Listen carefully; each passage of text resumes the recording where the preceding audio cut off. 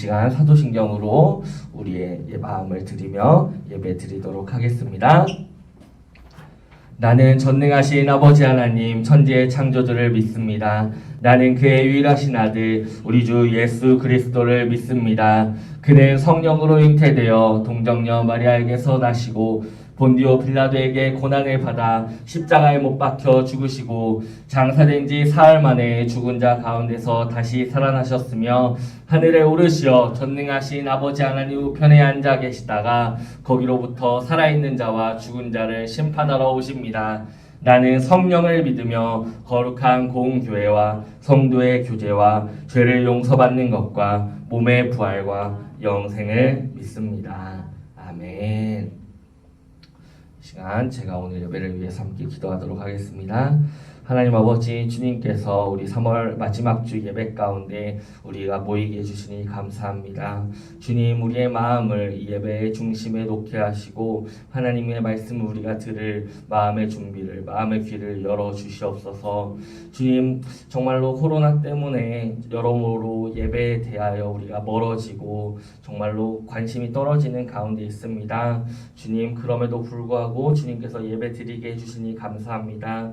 그럼에도 불구하고 예배에 나오는 이 친구들을 주님께서 축복하여 주시옵소서.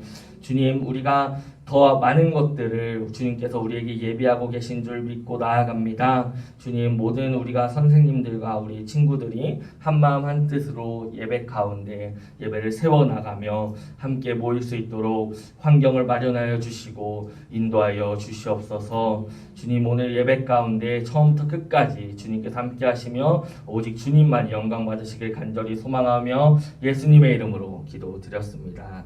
아멘.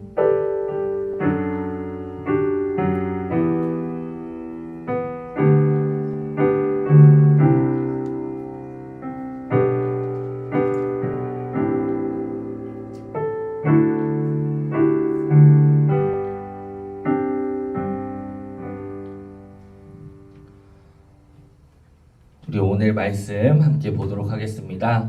오늘 말씀 사도행전 9장 3절에서 5절 말씀입니다.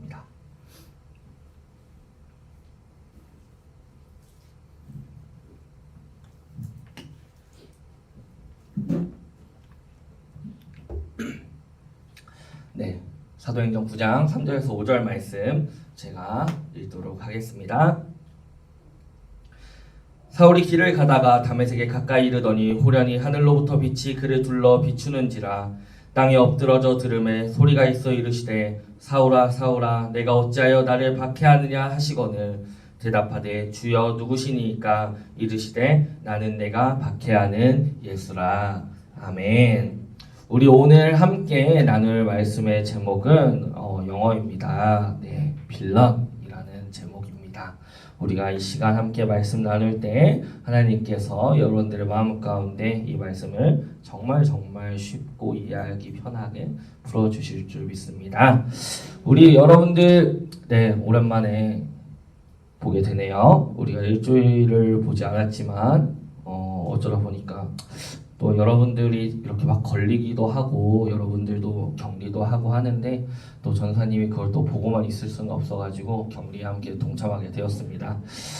일주일 동안 여러분들도 뭐 여러 가지 하면서 보냈겠지만 전사님도 뭐 이제 격리하면서 이것저것 하면서 또 뭐 기도만 하면서 보내진 않았고요. 네, 못 봤던 넷플릭스도 좀 보고 또 예배도 뭐 드리고 이것저것 하면서 일주일을 보냈었습니다. 아까 찬양할 때 보면 알겠지만 아직 이렇게 완전하게 목 상태가 돌아온 건 아닌 것 같아요. 근데 혹여나 들을 때 약간 불편함이 있다면 약간의 양해를 여러분들에게 부탁을 드리도록 하겠습니다. 우리 오늘 함께 나눌 이 말씀의 제목은 빌런입니다. 우리가 빌런이라는 제목은 굉장히 빌런이란 단어는 요즘 특히도 또 많이 사용하기도 하고 듣기도 하죠. 빌런 하면은 일반적으로 우리는 무엇을 떠올리나요? 빌런 하면은 보통 그냥 한국말로 더 쉽게 하면 악당이죠. 악당. 어떤 악의 편에 서서 사람들을 뭐 괴롭히거나 아니면은 뭔가 안 좋은 쪽으로 이렇게 부정적인 단어죠. 일반적으로는. 특히 이제 많이 사용되는 거는 우리가 뭐 보통 마블로 대표되는 그런 히어로 영화들에서 이제 그런 히어로들을 이제 착한 편이라고 우리가 얘기를 한다면 그와 대비되는 어떻게 보면 나쁜 악당들을 이제 총집합해서 빌런이라고 우리가 표현을 합니다. 그런데 이제 이 빌런이라는 것은 뭐 이제 여러 가지 뭐 뜻이 있기도 하지만 아까 말했던 그런 이제 안 좋은 쪽으로 많이 사용을 한단 말이에요. 근데 이제 빌런에서 우리가 대표적으로 이제 보는 건 이제 막 조커, 그쵸? 우리가 많이 얘기하죠. 그래서 그 배트맨하고 이렇게 항상 이렇게 대비되는 인물로 나오는 이런 조커라는 인물에 대해서 그냥 뭐 어떤 특별한 뜻이 있어서 나쁜 짓을 하는 게 아니라 그냥 나쁜 짓을 하고 싶어서 나쁜 짓을 하는 진짜 천하의 나쁜 놈이죠. 근데 어쨌든 이런 조커나 아니면 그런 히어로 영화에 나오는 악의 축으로 나오는 인물들을 우리 이제 빌런이라고 부릅니다. 그런데 이런 빌런을 우리가 또 다른 뜻으로도 많이 사용해요. 뭐라고 사용하냐면 땡땡땡 빌런 해가지고 빌런 앞에다가 이제 뭔가를 붙여서 뭐 예를 들어서 뭐 우리가 우리 반에 뭐 빌런이 있다라고 얘기하면 뭐예요? 뭔가 되게 안 좋은 쪽으로 얘기를 하는 거죠. 얘가 뭐 이제 특이한 행동을 한다거나 아니면 다른 친구들한테 좀 이렇게 민폐를 끼친다거나 이제 이렇게 보통 많이 표현을 하거든요. 그래서 이제 뭐 우리 선생님들도 뭐 대학교 다 다니시고 이제 했겠지만 거기서 이제 뭐 학교나 그리고 학교뿐만이 아니죠. 정말 여러 가지 많은 곳에서 이 땡땡땡 빌런이라고 하는 걸 더 두 글자로 줄이면 뭐가 되나요? 진상이죠, 진상. 그래가지고 뭔가 이제 민폐를 끼치고 뭐 이제 사람들과는 뭔가 이제 다른 사고 방식으로 이제 뭔가 대화하는 그런 모습들을 우리 빌런이라고 불러요. 그래서 편의점 빌런 하면 유명한 거 뭐 있어요? 그래서 봉투 드릴까요? 그러면은 그럼 내가 이걸 그냥 들고 가요? 하는 사람이 이제 빌런인 거예요, 사실. 그래서 이제 이렇게 되게 안 좋은 쪽으로의 이런 빌런의 모습들이 안 좋은 쪽으로 이렇게 진상이나 아니면은 좀 이제 민폐를 끼치는 그런 사람들을 이제 일괄해서 이제 무슨 빌런 어디 빌런 이렇게 표현을 하곤 합니다. 그런데 이제 이 빌런에 대해서 오늘 얘기를 한 이유는 오늘 나오는 이 사도행전의 바울, 그러니까 이름이 바뀌기 전 사울이죠. 사울이 빌런이었기 때문입니다. 성경 안에서 우리가 되게 쉽게 지나가지만 이 바울이라는 인물이 성경에 특히 이제 신약 성경에서 정말 많은 성경들을 쓰고 편지를 써서 지금도 우리에게 하나님의 은혜를 경험하게 하고 말씀의 본이 되게 하지만 동시에 이 사람이 정말로 얼마나 선한 인물이었나를 생각해 본다면 아니라는 거예요. 정말로 처음부터 하나님을 열심히 섬긴 뭐 어떻게 보면 그런 베드로나 이런 뭐 12제자하고 비교했을 때 시작이 사실 그렇게 좋지가 않았다는 거죠. 물론 이제 그 12제자들도 각자의 뭐 스토리가 있고 여러 가지가 있고 뭐 마지막 때에는 예수님을 배신한 그런 전적이 있긴 하지만 이 사울만큼 어떻게 보면 악랄하진 않았어요. 이 바울이 이제 빌런이라고 얘기를 했잖아요. 이 바울이 이제 어떤 빌런의 행적들이 있는지를 이제 성경 안에서 찾아보면 사실 또 적나라하게 기록이 되어 있다는 겁니다. 하는 짓을 보면은 이거는 성경 안에서 일반적으로 보통 그 안 좋은 애들 딱 스토리예요. 그래가지고 후반부에는 무조건 이제 어떻게 보면 하나님의 징벌을 받는 그런 모습들을 볼 수가 원래는 있는데 이 바울을 이제 하나님께서 사실 사용을 하셨다는 걸 우리 이미 알고 있잖아요. 그런데 이제 이 사람이 어떤 일을 했는지를 한번 이제 살펴보면 성경에서 사도행전 7장 58절을 보면은 성 밖으로 내치고 돌로 칠세 증인들이 옷을 벗어 사울이라는 청년을 발 앞에 두니라 라고 하면서 사울이 등장을 하게 됩니다. 이 사울이라는 인물이 사도행전에 딱 처음 등장할 때 이렇게 등장을 하는 거예요. 이 성 밖으로 내치고 돌로 칠세 증인들이 옷을 벗어 하는 이 대상이 누구냐면은 여러분들이 알 수도 있고 모를 수도 있지만 스데반이라고 하는 사람입니다. 이 스데반 집사는 이제 최초로 이제 교회 안에서 집사라는 직분을 가지고 이제 딱 세워가지고 하나님의 말씀을 전하고 그리스도의 복음을 전하게 했을 때 이 여러 가지 일들을 이제 막 맡겨서 이제 하게 했는데 그런 몇 명의 집사 중에 한 사람이에요. 그래서 그리스도를 나도 이렇게 믿고 이렇게 전하고 싶습니다 해가지고 열심히 전했던 사람 중에 한 명이 스데반입니다. 그리고 결국에는 지금 여기 돌로 쳤다는 얘기가 나오죠. 그래서 돌에 맞아서 결국은 순교를 하는 것이 바로 이 스데반의 모습입니다. 그런데 스데반이 순교를 하는 그 자리에 누가 있었냐면 오늘 말씀에 나오죠. 사울이 있었다는 겁니다. 스데반을 포함해서 그런 초대교회라고 하긴 정말 이 초창기에 완전 어떤 교회라는 이름이 존재하지도 않았던 이 그리스도인들의 모임이 있었는데 이 그리스도인들의 모임은 사실상 어떤 모임이었냐면 예수님의 승천을 목격한 사람들의 모임이었어요.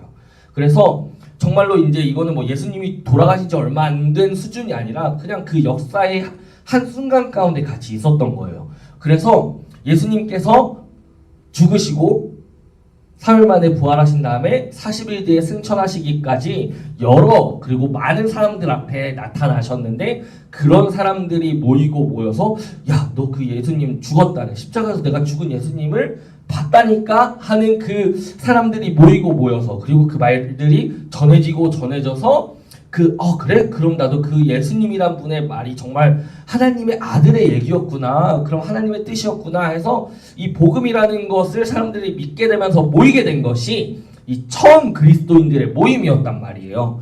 그런데 이 그리스도인들의 모임 중에 이제 말했던 스데반이라는 사람이 있었던 것이고 이 스데반을 근데 돌로 쳐서 죽이는 가운데 있었던 사람이 사울이라는 겁니다. 이렇게만 보면 사울은 다시 얘기하지만 그냥 빌런 그 자체예요. 그래서 사울이 어떤 일들을 이제 했는지를 조금 더 보면은 사도행전 8장 1절부터 3절까지의 말씀을 보면 사울은 그가 죽임당함을 마땅히 여기더라. 경건한 사람들이 스데반을 장사하고 위하여 크게 울더라. 사울이 교회를 잔멸할 때 각 집에 들어가 남녀를 끌어다가 옥에 넘기니라 라고 되어 있습니다. 천하의 나쁜 놈이죠. 그리스도인들을 이렇게 모아가지고 열심히 예배드리는 이 사람들을 내가 이 복음이라는 걸 정말 믿어보겠습니다 해서 모였던 사람들을 어떻게 하는 거예요? 야, 너 그 신성모독한 죄인을 믿어? 신성모독한 죄인을 믿는 건 니네도 신성모독을 하는 거야 라는 논리로 이 그리스도인들을 그냥 죄다 잡아다가 죽이고 옥에 가두고 그리고 그 자리 가운데 가장 대표적으로 열심히 일했던 사람이 사울이었다는 것입니다. 그냥 빌런이에요. 처음부터 끝까지 이 사람이 하는 일은 그냥 빌런 그 자체의 모습입니다. 이 그리스도인들의 입장에서 여러분들이 한번 생각을 해보세요. 지금도 많은 어떻게 보면 뭐 북한이나 아니면 중국에서 어떤 종교의 자유가 없고 특히 이제 기독교의 자유가 없는 그런 곳에서 믿는 사람들은 정말 지금도 지하교회라는 곳에서 아니면 정말 숨어서 예배를 드릴 때 거기에 막 후레쉬 비추면서 뭔가 누군가 들어와서 야씨 니네 예수님 믿어? 하면서 끌어다가 옥에 가두고 하는 그 장면을 한번 생각을 해보세요. 얼마나 이 사람들이 두렵고 무섭겠습니까? 그런데 그 후레쉬를 비추면서 들이대는 가장 앞장섰던 사람이 사울이라는 것입니다. 죽임을 당하면 그냥 마땅히 여겼다는 거예요. 사람이 그냥 얼마까지 미쳐 있으면은 야, 잘 죽었다 라고 얘기한다는 거예요. 마땅히 여긴다는 건 그냥 자연스러운 수순이지 하는 거예요. 근데 사람 죽는데 자연스러운 수순이 어디 있어요? 근데 심지어 돌로 쳐서 죽였는데 그걸 보면서 야, 뭐 그래, 그러니까 왜 예수님을 믿어? 했던 모습이 사울이라는 거예요. 그래서 이거를 그냥 단순하게 스데반이란 분이 순교했구나, 뭐 아니면은 그때 그리스도인들이 힘들었겠구나를 넘어서서 남을 때린다는 것 자체가 정말 쉬운 일이 아닌데 그리고 남을 그러면 죽이는 건 더 말도 안 되게 어려운 일이겠죠. 근데 그거를 앞장서서 하고 그리고 심지어 뭐 특별한 이유가 있는 것도 아니고 내 동지들 그리고 나와 같은 민족인 그 유대인들 그리고 다른 민족이더라도 같은 사람인 이 사람대로 이 다른 그리스도인들을 잡아다 죽이고 옥에 가두고 했던 것이 사울의 행동이라는 것입니다. 이 사울의 행동을 보면은 사실 뭐 어떻게 정상참작의 여지가 없어요. 만약에 이 당시 그대로 하나님의 재판 앞에 선다면 사울은 지옥행을 면하지 못할 것입니다. 그런데 이 사울이 오늘 말씀에서 보면 이제 그 다메섹 도상에서 고꾸라져가지고 빛을 딱 보니까 예수님이 이제 사울에게 얘기하시는 거죠. 야, 네가 사울아, 나를 왜 이렇게 미워하고 나를 쫓는 사람들을 왜 이렇게 미워하냐? 라고 얘기하신다는 거예요. 예수님의 입장에서 정말로 몇 안 되는 12제자도 사실은 도망쳤었지만 어떻게 걔네들이 이렇게 수습해가지고 모아가지고, 그리고 12제자 말고도 나를 조금 믿으려고 하고 쫓아려는 사람들을 이렇게 열심히 조금 모아놓고 사실 승천을 하셨잖아요. 그리고 승천하실 때 뭐라고 하셨어요? 야, 저 땅 끝까지 말씀 전해라. 내가 너희하고 함께 할 거야. 했는데 그러고 나서 있는 일이 이런 일들인 거예요. 근데 그 가운데서 앞장서서 사람들을 죽이고 공격했던 사울에게 나타나서 얘기를 하신다는 거예요. 근데 이제 한편으로 다시 또 반대로 생각해보면 사울은 내가 그렇게 열심히 죽이고, 왜냐하면 믿지 않았으니까, 저 그리스도가 하나님의 아들이라는 사실을 믿지 않았고, 뭐 부활 승천 뭐 말도 안 되는 개소리를 하고 있냐라고 하면서 믿지 않았는데 자기가 이 경험을 지금 직접 하고 있는 상황인 거예요. 그래서 이 성경 안에서 이 다메섹 도산의 순간이 없었다면 최악의 빌런으로 남았을 사울이 하나님을 그리고 예수님을 음성을 듣고 직접 만나게 되면서 완전히 변화되게 되었다는 것입니다. 그래서 우리가 이 다메섹 도산의 말씀을 나눌 때는 보통 이 사울의 변화에 집중을 해요. 그래서 이 사울이라는 인물이 예수님을 만나고 나니까 이렇게 많이 변했더라 하면서 이제 막 이야기를 합니다. 근데 오늘 전도사님이 이야기하고 싶은 것은 물론 이 변화도 중요하지만 이 변화한 사울을 맞는 다른 그리스도인들의 모습을 한번 생각을 해보자는 거예요. 여러분, 만약에 우리 교회에 누군가 들어와서 니네 그리스도를 믿어 하면서 총을 싸발긴다면은 뉴스에 대서특보될 만큼 정말로 큰 사건일 것이고, 만약에 내가 그런 것 때문에 사실 죽게 된다면 이거를 처음부터 그냥 내가 하나님의 영광을 위해 죽는구나 라고 생각한 사람이 얼마나 되겠어요. 얼마나 억울하고 얼마나 힘들고 얼마나 내가 괴롭겠어요. 근데 그렇게 내 함께 믿는 사람들을 죽인 사람을 눈앞에서 보게 된다면 여러분들은 그 사람을 포용하고 안아줄 수 있겠냐는 거예요. 어려운 일이죠. 그리고 쉽지 않은 일입니다. 그런데 바울 그리고 이 사울이라는 인물이 다메섹 도상에서 예수님을 만난 뒤에 변화를 해서, 그리고 변화를 하는 과정 가운데 다른 그리스도를 믿는 사람들의 도움이 있었다는 것이 중요합니다. 근데 이 사람들도 당연히 쉽지는 않았겠죠. 그 쉽지는 않았기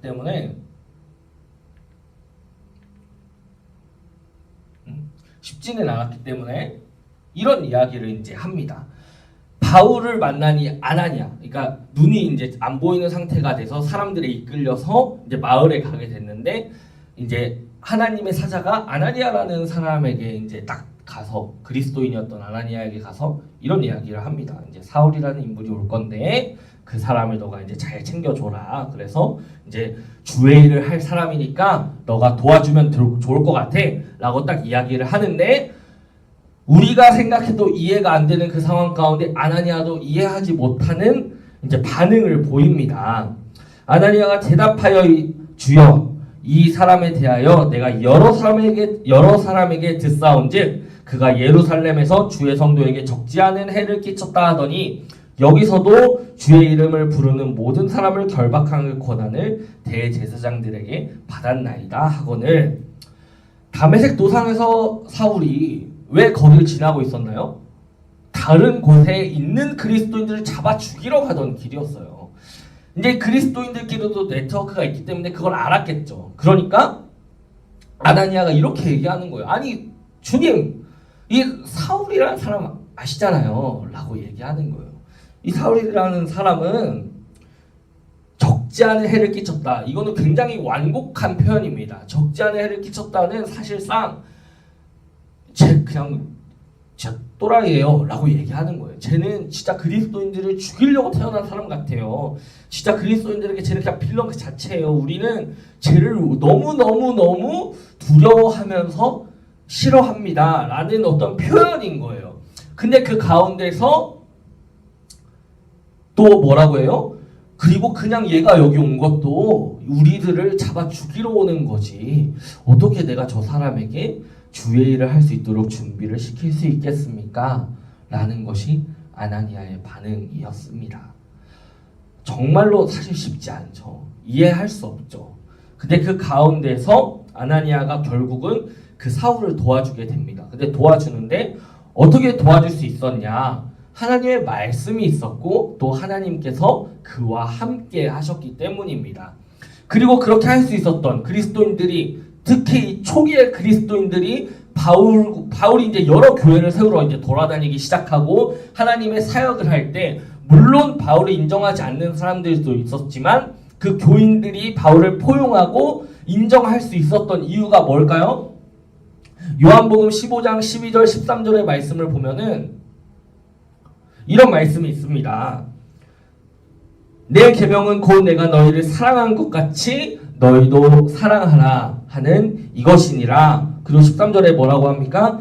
사람이 친구를 위하여 자기 목숨을 버리면 이보다 더 큰 사랑이 없나니 라고 이야기합니다. 예수님이 하신 말씀이에요.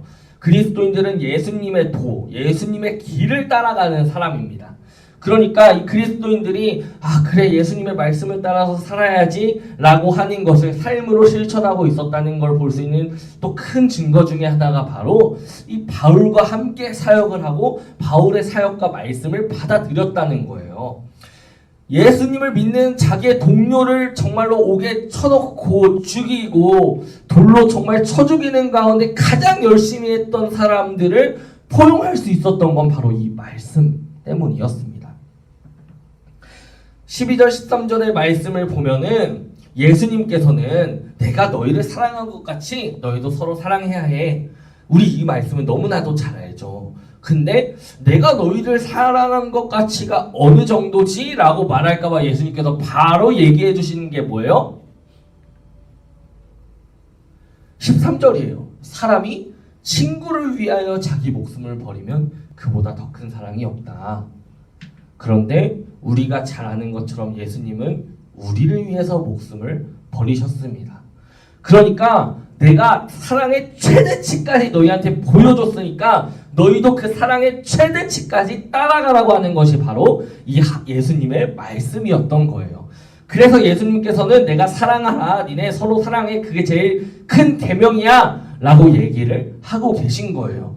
그리고 이 그리스도인들이 그러면은 그때 당시에 그리스도인들이 이 예수님의 사랑을 그럼 얼마나 전하고 있었을까? 예수님의 사랑을 얼마나 정말 실천하고 있었을까라고 묻는다면 전도사님은 이 바울을 포용한 것 자체가 이미 그 그리스도인들의 가장 큰 사랑 중에 하나였다고 말하고 싶어요. 왜요? 남의 목숨을 빼앗은 사람을 이해하고 품었으니까 이것이 바로 그만큼의 사랑의 표현이었다는 것입니다. 예수님께서는 그리고 이 땅 가운데 계셨을 때 누구와 함께 계셨나요? 창녀들과 그리고 세리들과 약자들과 병자들과 거지들과 사람들이 멀리하고 유대인들이 멀리하고 바리새인들이 저런 부정한 놈들을 하면서 거리를 뒀던 그 사람들과 함께 하시고 먹고 마시고 했던 것이 바로 예수님의 모습이었습니다. 그리고 이 사울이란 사람은 그리스도인들에게 천대받을 사람이죠. 정말 죽일 놈이죠. 근데 그 사람을 품고 그와 함께 사역했던 것이 바로 그때 그리스도인들의 사랑의 모습이었다는 것입니다. 그리고 사울은 이제 바울이라는 이름으로 정말로 예수님을 모르는 사람들에게 선교를 하게 되면서 자기가 당했던 그 박해의 모습을 똑같이 사실 경험을 하게 됩니다. 그래서 정말로 돌로 맞기도 하고 죽을 뻔하기도 하고 옥에 갇히기도 하고 자기가 정말 했던 그 일들을 그대로 당하면서 오히려 자기가 했던 그 박해의 모습들을 당하면서도 하나님을 사랑하는 법을 배울 수 있게 되었다는 것입니다. 예수님께서 그리고 하나님께서는 사울의 어떻게 보면 이런 말도 안 되는 모습을 가진 그리스도를 박해하는 사람을 가지고 그리스도를 전하게 만드셨다는 거예요. 그리고 그 전하게 만드는 능력 가운데는 무엇이 있었습니까? 이 요한복음의 말씀처럼 목숨을 버리는 예수님의 사랑이 있었다는 것입니다. 그래서 그리스도인들이 이런 입장 가운데서 그를 품었고 그리고 함께 사역했다는 거예요. 그리고 이것이 바로 하나님이 원하시는 사랑의 모습인 것입니다. 성경에서 바울은 처음 얘기했던 것처럼 하나님의 은혜를 받고 선교사이자 목사이자 학자이자 정말로 지식인이면서도 너무나도 겸손하게 하나님의 말씀을 전한 사람이었지만 그 자체도 그리스도인들을 잡아 죽였던 빌런의 모습이 있었다는 거예요. 하지만 하나님께서는 그를 사용하셔서 말씀을 전하게 하셨고 그걸 넘어서서 그 사람을 사랑하는 법을 그리스도인들에게 배우게 하셨다는 것입니다. 근데 이 이야기를 통해서 우리가 마음속에 새겨야 할 것은 품는 마음이라는 거예요. 품는 마음이 뭐예요?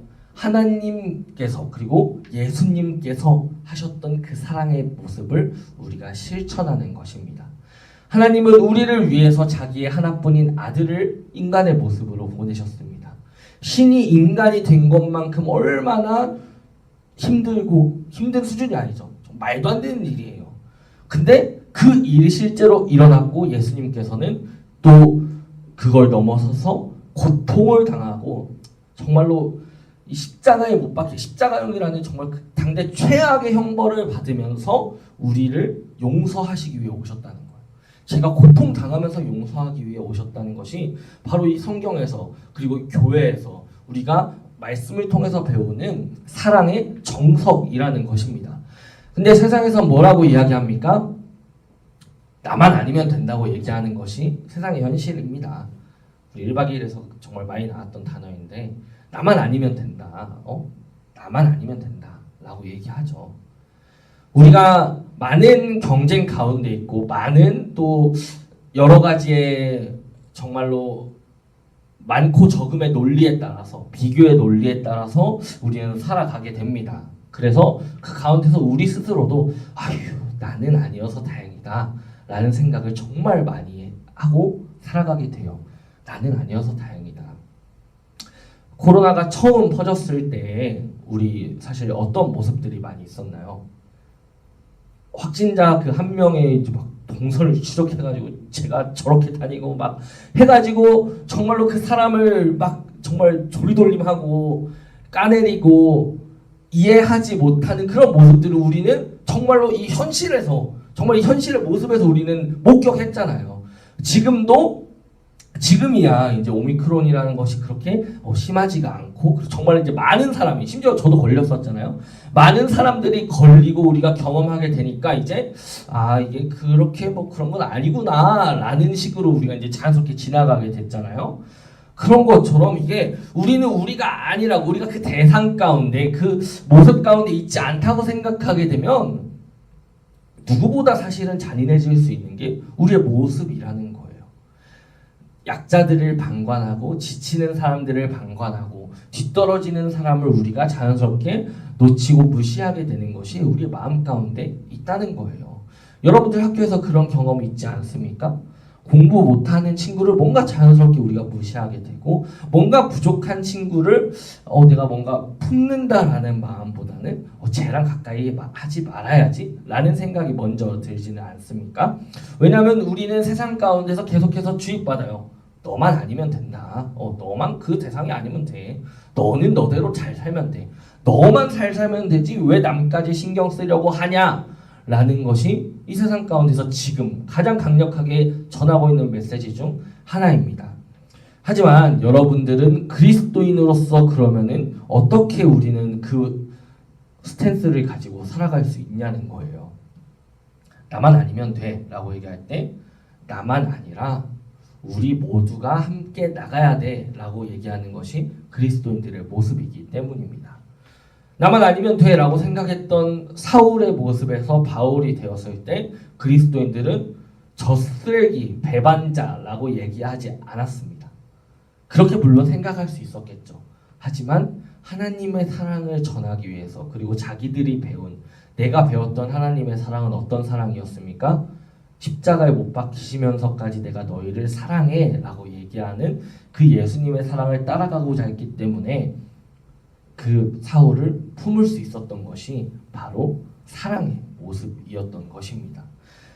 여러분들 나만 아니면 돼라는 생각보다는 함께라는 것을 우리가 생각했으면 좋겠습니다.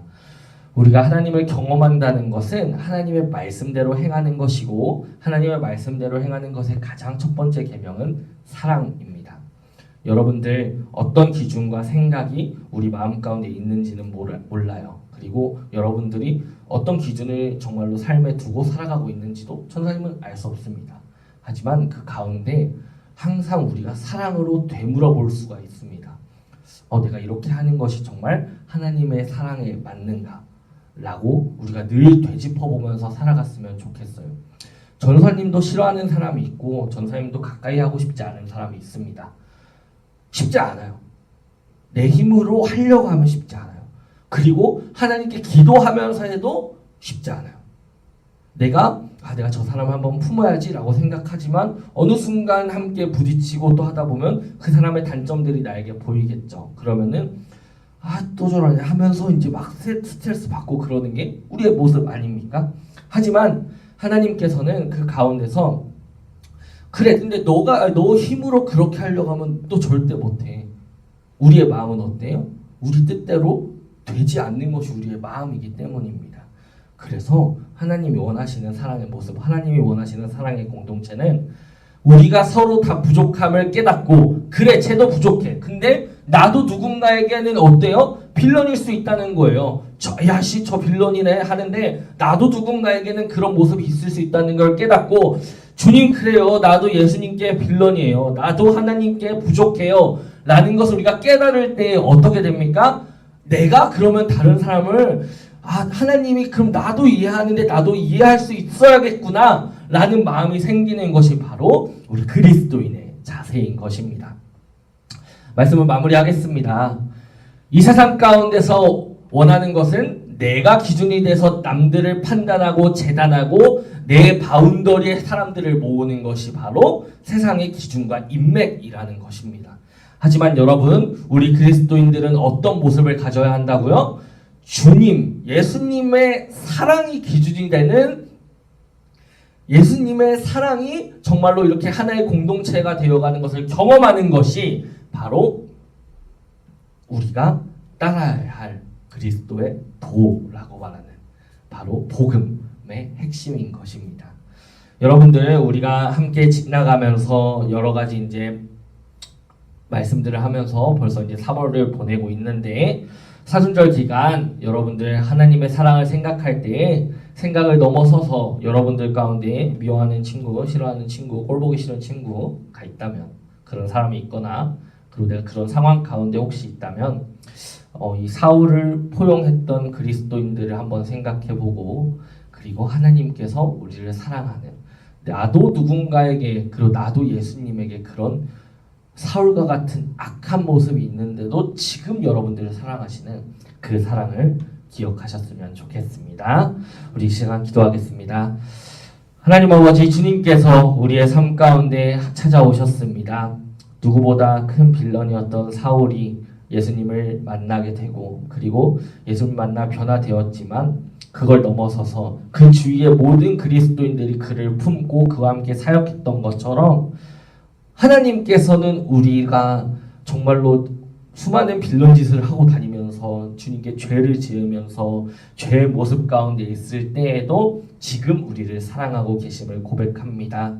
예수님, 우리 친구들의 마음 가운데 함께 하심으로 주님의 뜻을 바라보게 하시고 주님께서 우리를 사랑하시는 것을 경험하게 하시고 그것을 받는 것에서 끝나지 않고 그 사랑을 전하고 그 사랑을 나누고 그 사랑으로 포용할 수 있는 능력을 주님께서 더하여 주시옵소서. 우리 삶의 기준이 예수님의 사랑의 기준이 되게 하여 주시옵소서.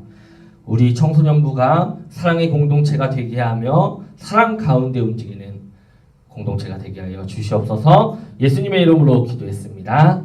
아멘. 주기도문하고 우리 말씀 마치도록 하겠습니다.